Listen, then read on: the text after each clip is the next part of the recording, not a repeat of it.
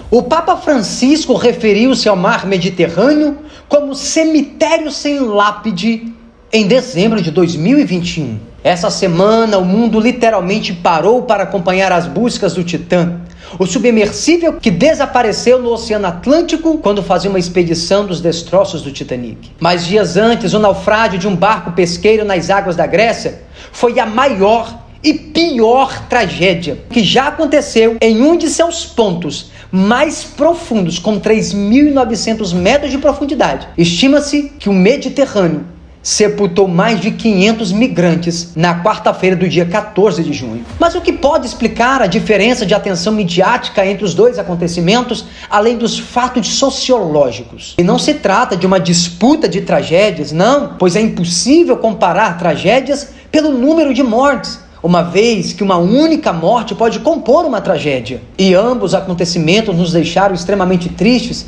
e angustiados. Mas não podemos ignorar o fato de que um oceano de diferenças volta a ser palco de tragédias ignoradas para povos menos favorecidos, revelando nossas prioridades como sociedade. Meu povo, hoje eu vou comentar sobre a vinda do justo rei do reino dos céus e a esperança para esses povos que hoje sofrem tantos, e como será glorioso aquele dia e que toda essa dor de luto não existirá mais. Por isso peço que você assista até o final esse vídeo e não deixe de compartilhar, para que mais pessoas possam ver que ainda há esperança. E não esqueça de colocar o seu comentário aqui embaixo. Quase não se falou na mídia a respeito do barco de pesca conhecido como Adriana, que saiu do Egito, fez escala na Líbia, onde os imigrantes embarcaram e seguiram rumo à Itália, e que afundou em Pilos, na Grécia, no dia 14 de junho. O pesqueiro, que tinha de 25 a 30 metros de comprimento aproximadamente, com o convés e o interior lotado, somava com pelo menos 750 migrantes que seguiam viagens. Crianças e mulheres eram a maioria dos passageiros do barco, das quais quase 100 seriam crianças fechadas no porão da traineira. Entre os tripulantes da embarcação havia cidadãos paquistaneses, sírios, egípcios e palestinos. Para quem não sabe, essa é uma das tragédias mais mortais da história no Mediterrâneo Central e ocorreu a mais de 160 quilômetros da costa da Grécia, a sudeste da ilha de Gran Canária, no arquipélago atlântico localizado em frente ao noroeste da África. Mas ninguém falou nisso. A mídia simplesmente ignorou. O Mediterrâneo, particularmente as muitas ilhas do sul da Grécia, é uma rota importante para migrantes e refugiados que tentam fugir de conflitos políticos e da pobreza no Oriente Médio, Ásia e África. Mas é uma jornada muito perigosa. Mas por que essas crianças inocentes têm que arriscar suas vidas e fazer essa jornada dolorosamente perigosa? A resposta a essa pergunta é muito simples: porque tem esperança. E a Europa outra vez fracassou com elas. E isso é extremamente desumano. A comunidade internacional é responsável. E é hora de despertar. Ainda segundo informações do ocorrido, há suspeitas de que os atravessadores sejam traficantes de seres humanos e que trancaram muitos dos ocupantes ali, entre eles mulheres e crianças. E os relatos são de que os traficantes pediam dinheiro e usavam barra de metal para aterrorizar passageiros da embarcação, além de dar pouca comida e água suja aos imigrantes que estavam a bordo. Do total de pessoas na embarcação, apenas 104 foram resgatadas, sendo 47 sírios, 43 egípcios, 12 paquistaneses e 2 palestinos. Todos eram homens. Claro, as mulheres e as crianças estavam presas no porão. Até o momento, cerca de apenas 82 corpos foram encontrados. E ainda hoje, nesta sexta-feira, dia 23 de junho, da costa italiana chegaram informações de que mais uma tragédia aconteceu.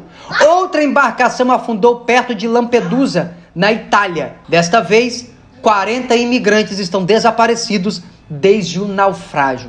A Organização Internacional para Migrações confirmou que o barco saiu de Tunis e transportava imigrantes vindos da África subsaariana. Aí eu pergunto às autoridades: quantas mortes serão necessárias até que os líderes encontrem uma saída? Essas pessoas precisam de uma solução para que vivam em paz e parem de fugir. Meu povo, estamos falando de vidas humanas e não podemos achar isso normal. Ainda agregado aos diferentes pesos e medidas atribuídos às tragédias e aos refugiados que foram ludibriados por contrabandista, está a falta de esforços das autoridades gregas na ajuda à embarcação que foi avistada pela guarda costeira na Grécia antes do naufrágio. Eles afirmam que os passageiros recusaram ajuda, mas fotos da embarcação mostram que os passageiros estavam com os braços levantados quando foram avistados, como que pedindo ajuda. A pergunta que resta é: vidas importam?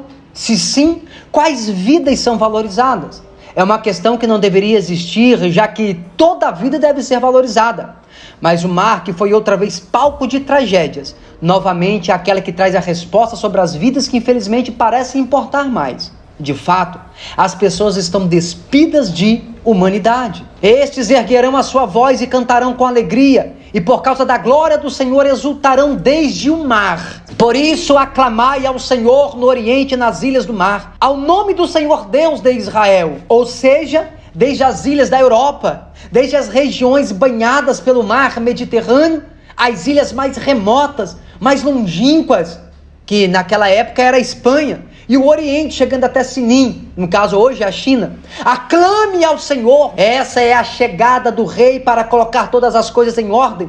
E aqueles que estão oprimidos, ao invés de ficarem com medos, se alegrarão. Ao lermos Salmo 96, amplia ainda mais o nosso entendimento a respeito do assunto. Os Salmos é um livro profético e depois de Isaías, ele é o mais citado no Novo Testamento para falar das profecias e da pessoa do Senhor Jesus. A partir de hoje, quando você começar a ler o livro dos Salmos, comece a reparar que ao falar sobre o juízo de Deus chegando, ele não fala com tristeza, ele não fala com medo. Por que será? Quando o salmista fala, ele fala assim: alegrem-se as muitas ilhas, batam palmas, porque o Senhor vem julgar a terra. Aí você fala, ele deveria ficar com medo? Não entendo. Sim, mas qual é o problema da igreja no Ocidente? É que quando se fala de juízo, o que a igreja entende por juízo? A igreja já pensa no juízo final, pensa no trono branco e em condenação e salvação. E aí todo mundo começa a cantar, Senhor, tem misericórdia, né? Quando se fala do julgamento, misericórdia, é porque pensamos que juízo na Bíblia só tem a ver com salvação e perdição. Mas não é esse o ponto de vista que o salmista está vendo. Deus vir julgar. Quando o salmista fala do juízo de Deus, ele interpreta a Deus como o juiz de Israel, como o justiceiro que vem pleitear em favor do fraco, colocar a casa em ordem. É que os juízes de Israel não eram esses que ficavam com togas, com livros na mão, fazendo julgamento em alguma sala de tribunal. Não era assim. Juiz significa justiceiro. Sim, aquele que faz justiça, aquele que defende o fraco, aquele que defende o órfão, aquele que defende a viúva, aquele que defende o oprimido. Essa é a ideia de juízo que o salmista está falando.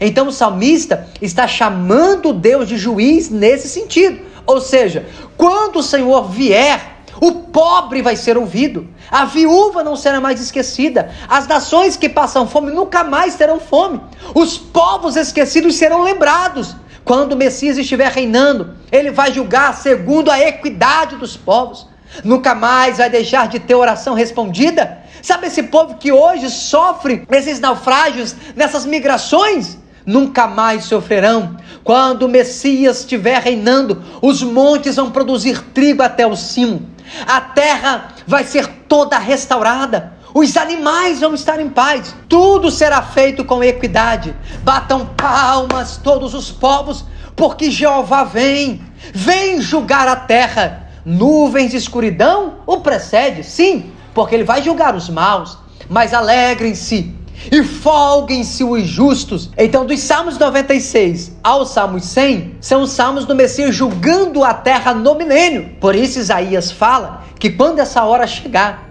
ele ouve desde o ocidente até o oriente. Glória ao justo, aclame ao Senhor. Tenta imaginar uma nação escravizada por um tirano, aí de repente surge um salvador, libertador que coloca tudo em ordem. Pois é, né? Lembra na época do Bolsonaro, né? Com aquele nome de Messias dele? Tanto tempo de injustiça, muitos estavam se sentindo aliviados. Mas quem é Bolsonaro perto do grande Messias, perto do grande Salvador? É ou não é? Segundo Samuel, capítulo 23, Davi profetiza: há um que julgará com justiça, e será como a luz da manhã, quando o sol sai na manhã sem nuvens, quando pelo seu resplendor e pela chuva a erva brota da terra. Observa, as nações estão se sentindo cansadas, tanta injustiça, mas quando ele vier, nunca mais haverá trabalho escravo.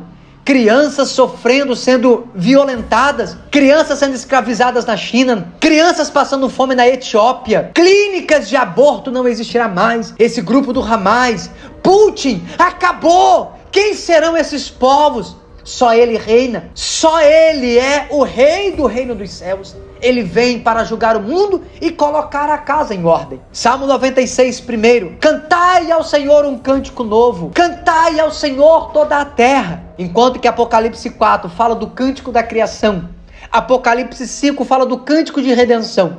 Mas tem um terceiro cântico, que é o cântico do reino. Sim, o cântico do rei que voltou, do juiz e do rei justo. 2 cânticos já são cantados no céu, mas o terceiro será cantado na terra.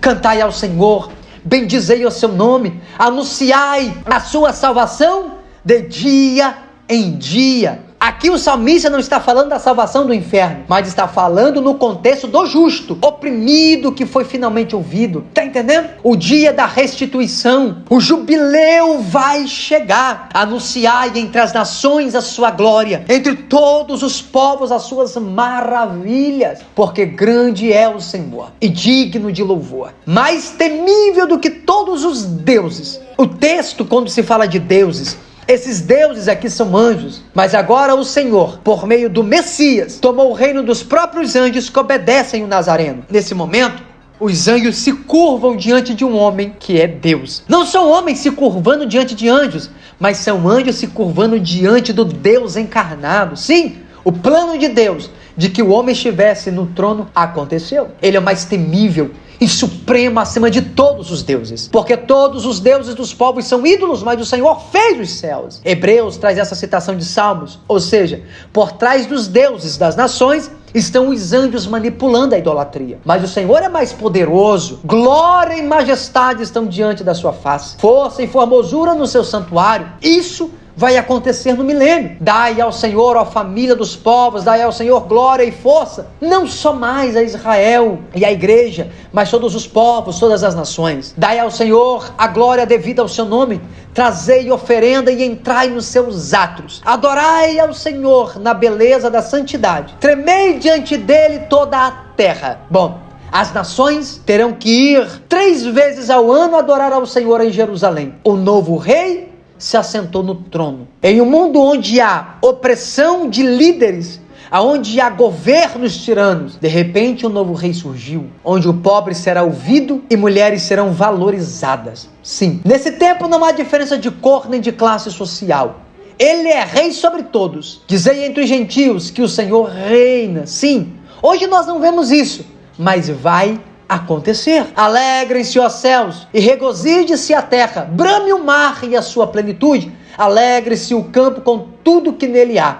Então se regozijarão todas as árvores do bosque, ou seja, todo o cosmos é convidado a celebrar ao Senhor, ante a face do Senhor, porque vem julgar a terra, julgará o mundo com justiça e os povos com a sua fidelidade. Essa fidelidade está falando do pacto feito com Noé, que eles não guardaram, mas agora eles vão guardar. Estes erguerão a sua voz e cantarão com alegria, e por causa da glória do Senhor exultarão desde o mar. Por isso glorificai o Senhor no oriente e nas ilhas do mar. Ao nome do Senhor Deus de Israel, dos confins da terra, ouvimos cantar glória ao justo. Isaías, ele se alegra. Os justos se alegram ao ver o Senhor vir julgar. Mas por outro lado, mesmo nesse tempo, mesmo ali, como diz Apocalipse, muitos não se arrependerão das suas maldades. E por isso Isaías fala sobre o momento de cataclisma que vai acontecer, que em próximos vídeos veremos esse momento, desde o Salmo 46 ao 49 e Apocalipse.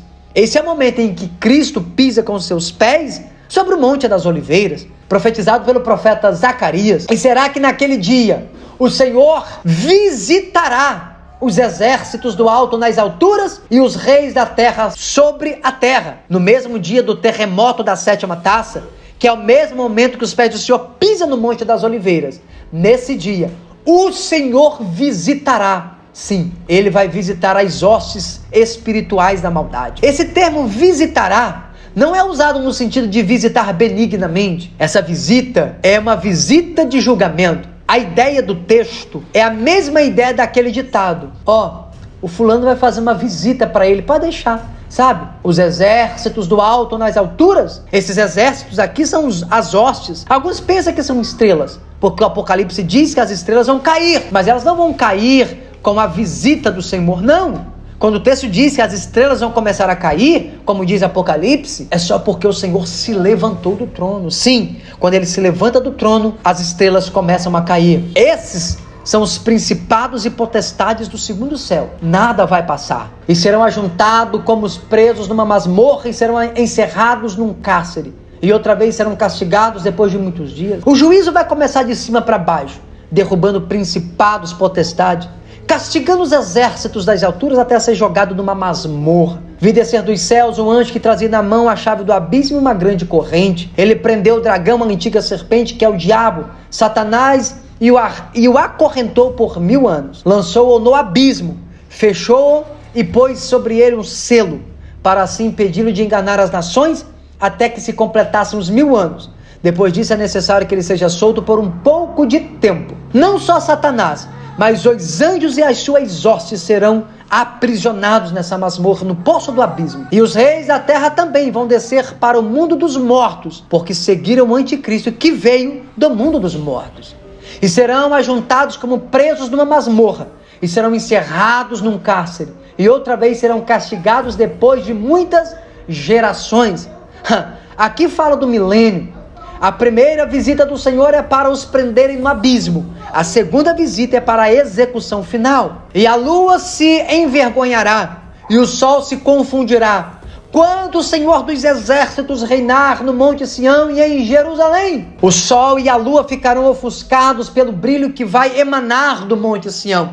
Tenta imaginar, quando esse dia chegar, vai ocorrer um abalo cataclísmico e o Monte Sião vai estar no cume da montanha mais alta, que é o Monte Everest hoje. Vai estar acima do Monte Everest e lá do topo do monte.